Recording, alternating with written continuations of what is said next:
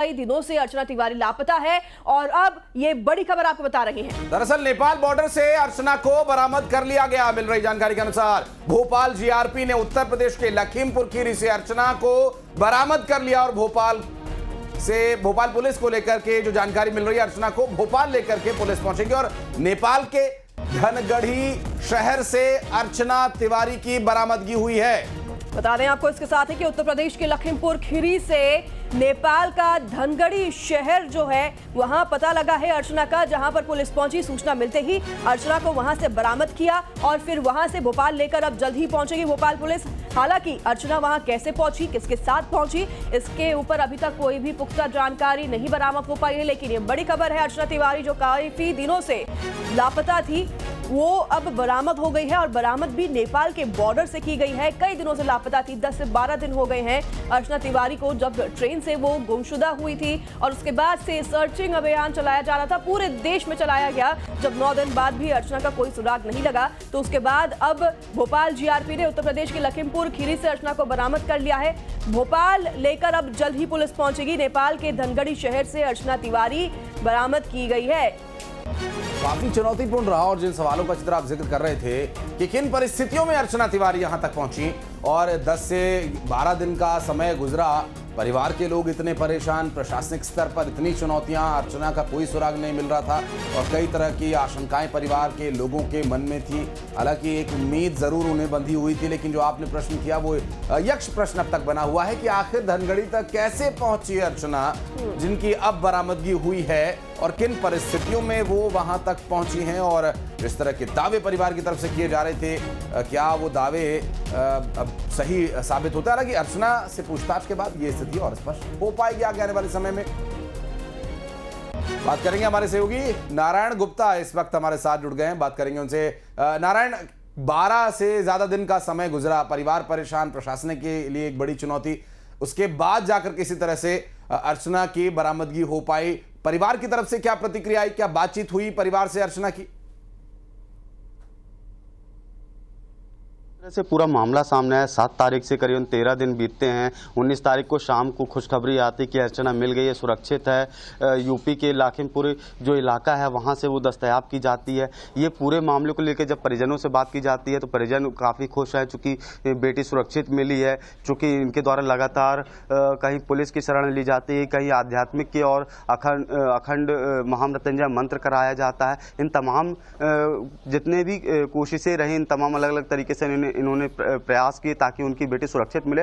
अब जाके उनको सुरक्षित मिल रही है। हालांकि जो पूरा परिवार है अब आज भोपाल की ओर रवाना हो रहा है ताकि अपनी बेटी को वहां से सुरक्षित वापस कटनी ला सके। स्वाभाविक है, चूंकि नारायण ये वापसी तो अब होगी तय है, लेकिन परिवार के लोगों से क्या बातचीत हुई, कोई प्रतिक्रिया अब तक परिवार की तरफ से आई या प्रशासनिक स्तर पर जो सर्च अभियान चलाया जा रहा था उसमें कोई अपडेट की, यहां से कटनी से अप्रोच किया जाएगा या भोपाल जीआरपी कार्रवाई करेगी? नहीं आया, लेकिन पूरी कार्रवाई भोपाल से की जाएगी। चूंकि कटनी में गुमशुदगी की प्राथमिकी दर्ज हुई है, उसके बाद जांच के लिए भोपाल भेजी गई रही डायरी, जहां से 8 तारीख को यहां से भेजी गई। उसके बाद करीबन 3 दिन बाद भोपाल में पहुंची। उसके बाद सर्च ऑपरेशन चलाया गया। नदी हो, सड़क हो, जंगल हो या जो भी प्रमुख शहर हो, फिर नर्मदापुरम, जबलपुर, अलग अलग ठिकानों में पुलिस दबिश दी है। उसके बाद तब जाकर अब पता चल सका है कि अर्चना सुरक्षित है और नेपाल बॉर्डर से उसे सुरक्षित भोपाल लाया जा रहा है। स्वाभाविक रूप से ये जो पूरा ऑपरेशन चला चित्रा, इसमें एक बड़ी चुनौती ढूंढना, तलाश करना, उन साक्ष्यों को जुटाना एक बहुत बड़ी चुनौती था प्रशासनिक स्तर पर भी और परिवार के लिए भी काफी चिंता का समय, एक लंबा समय गुजरा है। बिल्कुल, भोपाल से हमारे साथ शैलेंद्र भदौरिया भी जुड़ गए हैं। शैलेंद्र का रुख करेंगे। शैलेंद्र, भोपाल जल्द ही पुलिस लेकर पहुंचने वाली है अर्चना को, लेकिन भोपाल में अब जब पहुंचेगी उसके बाद परिवार वाले भी क्या वहां पर मौजूद होंगे और किसी तरह से किसी का भी कोई संवाद हो पाया है?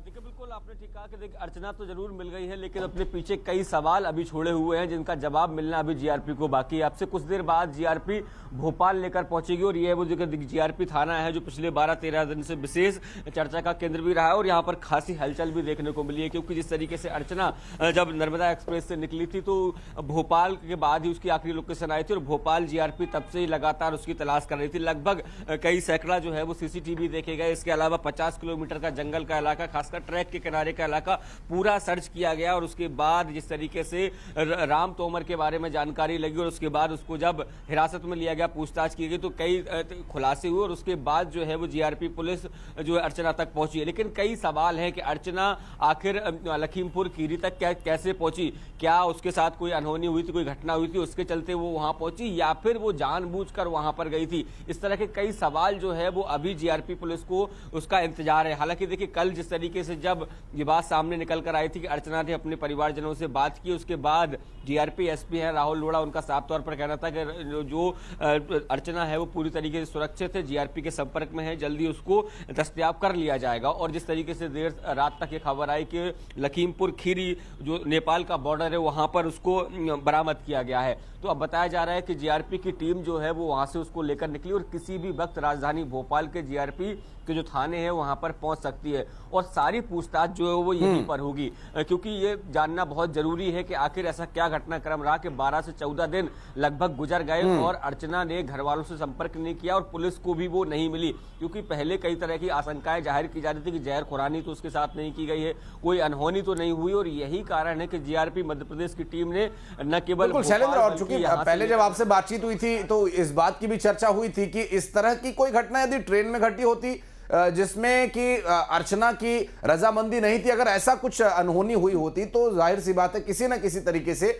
ये बात जीआरपी तक पहुंचती। लेकिन अर्चना का इस तरह से अचानक मिसिंग होना और फिर अब इतना चुनौतीपूर्ण हो गया था ढूंढना, क्योंकि कोई साक्ष्य नहीं मिल रहे थे, कोई लिंक नहीं मिल रहा था। लखीमपुर खीरी से बरामदगी हुई है, इसलिए चलेंगे हमारे सहयोगी मनोज शर्मा के पास जो इस वक्त लखीमपुर खीरी से हमारे साथ जुड़े हुए हैं। मनोज, कब बरामदगी हुई, कब ये इंफॉर्मेशन मिली कि अर्चना मिल गई है? जीआरपी की टीम अभी इस वक्त कहां है? क्या वो लखीमपुर खीरी से रवाना हो गए? वहां पर क्या कुछ औपचारिकताएं की गई? फिर बिल्कुल, लखीमपुर खीरी का जो इंडो नेपाल बॉर्डर से जुड़ा हुआ इलाका है, जो धनखड़ी का शहर का इलाका है, वहां से अर्चना तिवारी को पुलिस ने, इंदौर पुलिस ने बरामद किया है, जो भोपाल की जीआरपी पुलिस थी लोकल पुलिस के सहयोग से जो बॉर्डर के जो इलाके से उसको बरामद किया।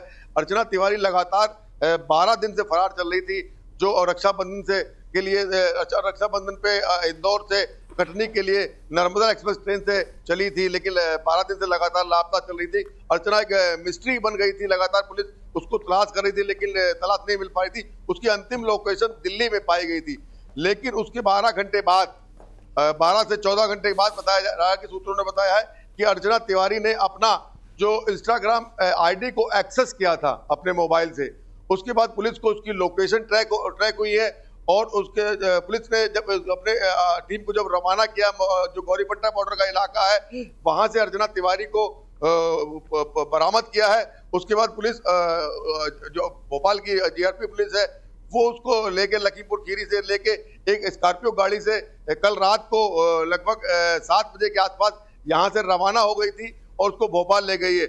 लेकिन जो 12 दिन की जो मिस्ट्री रही अर्चना बन गई थी, उसके जांच के पर्दे तभी खुलेंगे जब अर्चना से पूछताछ की जाएगी। अर्चना उनको बताएगी कि किस तरीके से वो भोपाल मनोज, लेकिन सबसे बड़ी बात है कि लखीमपुर खीरी से मिली है अर्चना, किस अवस्था में मिली है, कहां मिली है, किसी के साथ मौजूद थी? क्योंकि इंस्टाग्राम एक्सेस वो कर रही थी, यानी कि इंस्टाग्राम तो वो चला रही थी, मोबाइल उसके पास था, तो क्या अपनी मर्जी से यहां पर पहुंची है? इसके बारे में कोई जानकारी आपके पास मनोज? बिल्कुल, जिस तरीके से जिस हालत में मिली है, जो जैसे सूत्र बता रहे हैं कि उसने इंस्टाग्राम आईडी को एक्सेस किया है और 29 साल की जो पढ़ी लिखी लड़की है, जो कानून की जानकार है, और उसका जो जांच कर रही थी लगातार, उसको जो पुलिस ट्रैक कर रही थी, ट्रैक नहीं कर पा रही थी। उसने जो छोटी सी गलती की है, जो इंस्टाग्राम आईडी अपनी चलाई है, उसके जरिए उसकी लोकेशन मिली है और जिस तरीके जो चीजें सामने आ रही है, जो अब तक के जानकारी सूत्र बता रहे हैं कि जो अर्चना तिवारी कहीं ना कहीं किसी को कोई दबाव में नहीं गई बताई जा सकती, क्योंकि उसने इंस्टाग्राम आईडी चलाई है, तो इसका मतलब उसके पास उसका मोबाइल यूज कर रही थी, इस्तेमाल कर रही थी, तो वो अपने आप भी वहां जाने की संभावना, लोगों की मदद तो ली होगी, लेकिन उसकी मर्जी कहीं ना कहीं सम्मिलित जरूर रही होगी, क्योंकि लगातार वो गायब रही है, परिवार को नहीं बताया।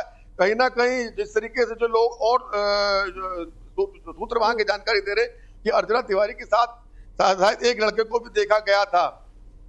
जी मनोज, मैं लौटूंगा आपके पास। शैलेंद्र हमारे सहयोगी भोपाल से इस वक्त जुड़े हैं। शैलेंद्र, बहुत सारी कड़ियां अभी भी जुड़ना बाकी है, जैसा कि मनोज बता रहे हैं कि आखिरी लोकेशन दिल्ली पता चली थी, फिर जो इन्फॉर्मेशन मिली उसके अनुसार से भोपाल उसकी आखिरी लोकेशन थी, फिर वो यहाँ से क्या दिल्ली गई या भोपाल से ही उसने लखीमपुर जाने का रास्ता पकड़ा और किन परिस्थितियों में पकड़ा। जैसा कि मनोज ने आशंका जाहिर की कि वहां के कुछ लोग बता रहे हैं कि कोई लड़का भी था, कोई शख्स भी था, तो ये सारे सवाल जो हैं अभी इनका जवाब मिलना बाकी है। आप लोग नजर बनाए रखिएगा और आगे अपडेट लेने के लिए